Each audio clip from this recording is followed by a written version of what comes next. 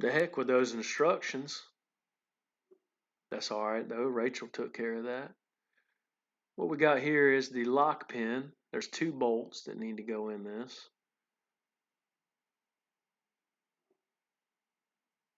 You'll use this to set the wheels in place so you can go up and down and move the machine. Very important to make sure this is locked when you're using the machine also. Last bolt here.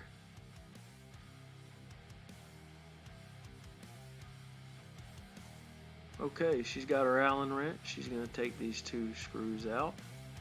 That piece will slide right down. She'll line up the holes and throw those screws right back in the same spots. She's got her drill here with her socket. She's going to put the wheels on now.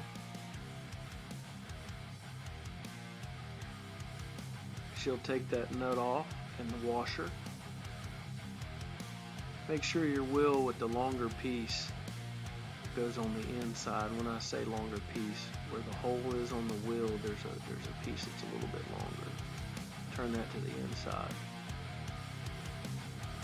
Slide your washer on first after the wheel goes on and screw your nut on. Hand tighten first, then go with your drill. She's doing a great job right here.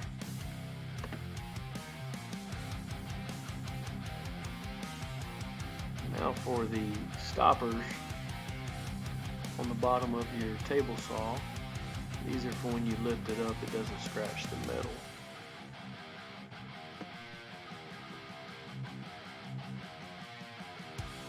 This is the first piece that goes on the bottom of your table saw. It's a large U shape. There'll be 4 screws that go in this. You'll use an Allen wrench, hand tighten the nut on the bottom side.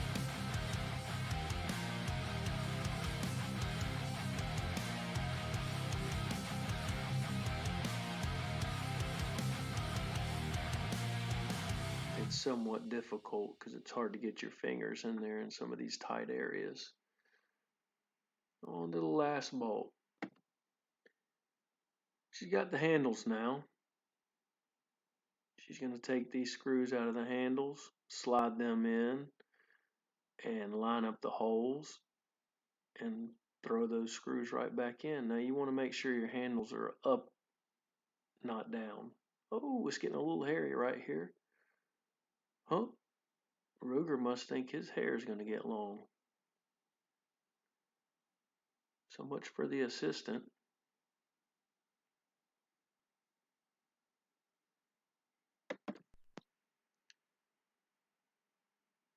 She's going to attach the handles now.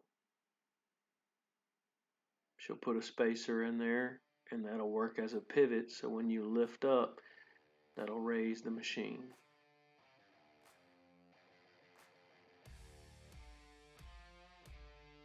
One on each side.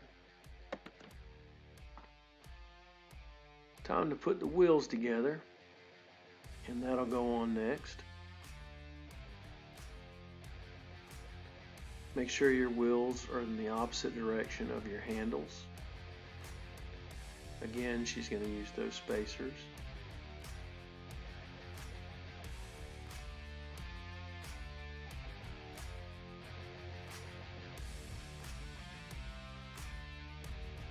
She's doing a fine job.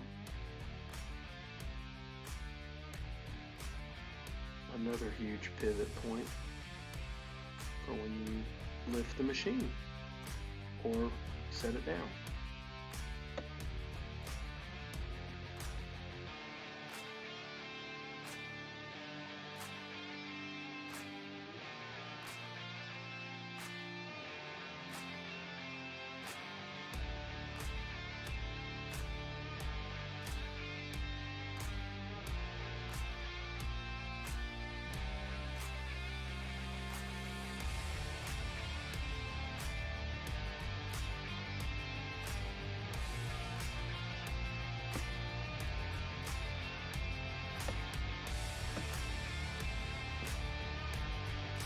After this last bolt, she'll be lifting it up. There you go.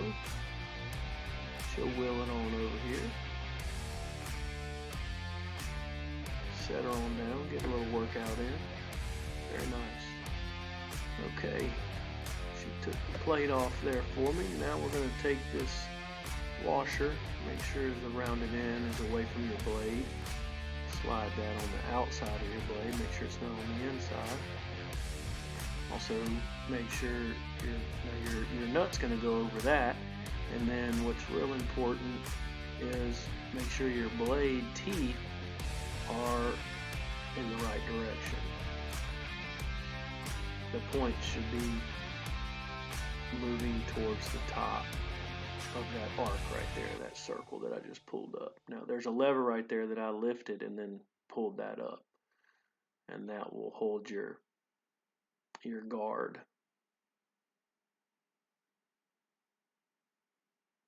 Now Rachel's going to put the plate back on and lock it. There's some teeth on the back side of that. Slide those underneath the table and then lock it up, which is what she's about to do.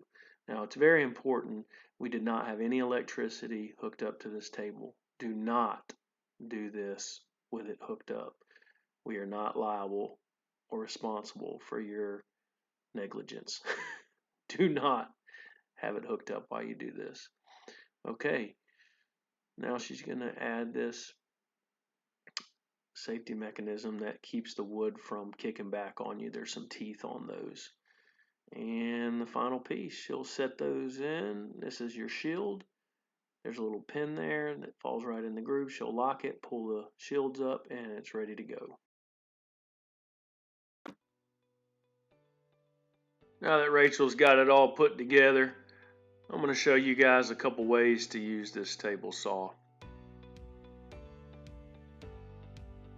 We got a 2x4 and a 2x6 that we'll work with. I'm going to show you how to rip one, and then I'm just going to show you how to cut one, shorten it up. We'll take this 2x4 and we'll rip. Whoop, I'm having issues there with the measuring tape. That's right, we'll get her in there.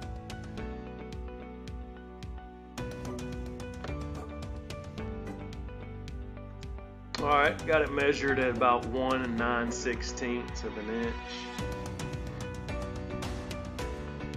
Always make sure you have it unplugged, and then when you're ready, then you can plug it in. That way you don't cut any fingers off. Now what you want to do is you'll grab this knob here, sight. You'll pull that lever down, that unlocks the table so you can slide it back and forth and get your fence where you want it to line up on your mark. So as I move this knob here, it's moving that fence that's alongside the board there.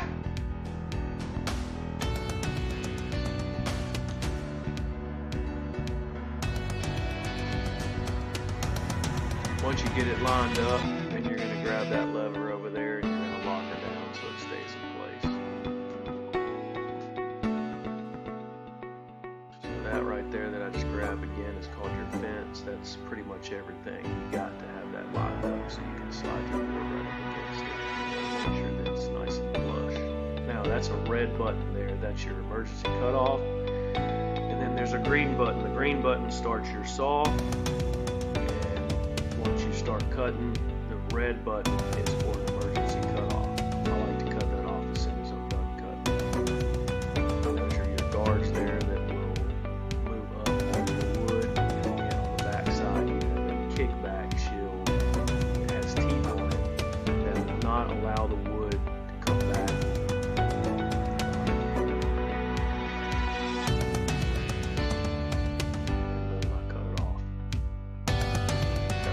Piece there, that's kind of your wood pusher. You want to use that so you don't get your fingers close to that blade.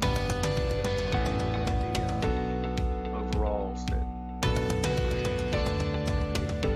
Alright, we got her cut. Look at that. Perfect. A little warp though. Anyways.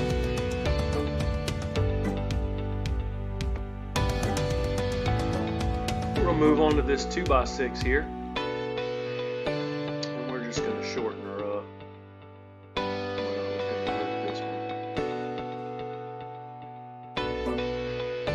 necessarily measure this out, but you can use your table saw in a little while. You'll unlock it with the lever again, and then you'll turn your knob there and you can measure it out.